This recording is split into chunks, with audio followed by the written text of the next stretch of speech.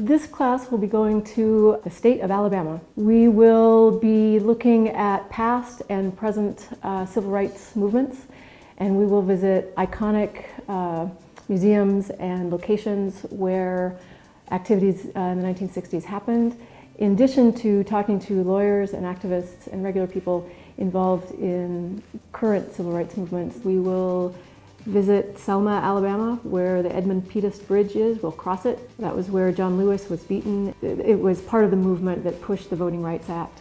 The 16th Street Baptist Church and the site of the Children's Crusade in Birmingham, Alabama. That's the place where, if you've ever seen pictures of dogs attacking people, children in particular, and people being sprayed by very intense water hoses, fire hoses, that was called the Children's Crusade, where children skipped school and marched for civil rights. We'll also visit Tuskegee, where the Black Panther movement started. We'll visit Africatown, which is a small town founded by the last passengers on the very last slave ship to arrive in the United States. After emancipation, they got together and found each other and found some land and founded this town, and they ended up running the town according to traditional African government. And there are still people who live in that town that are ancestors of the original founders. This class grew out of my own reflection over many years of the fact that I went K through 12th grade as a student in Alabama, and not one time during that time did I learn about the civil rights movement, which is really wrong.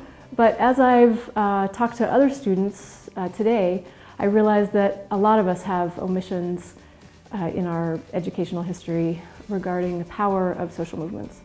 And I hope that this class is a correction to that for all of us. And no matter how much you know about the issue, either past or present, I think that this class will connect a lot of dots for all of us. Towards the end of the class, we will spend 3 days at a beach house on the Gulf Coast, and we'll be researching and talking and creating powerful professional mediums for teaching other people about what we've just experienced. So some of the things that I hope that we'll get out of this class are we'll really take the time to reflect on and talk about our privileges and oppressions and the complicatedness of all of that, both as individuals and also as communities and as a nation. And we'll come to some conclusions about what that all means and how we connect the past to the present. Equally important and connected is that we will gain capacity to understand the problems and to solve them and to act for a better world in the future.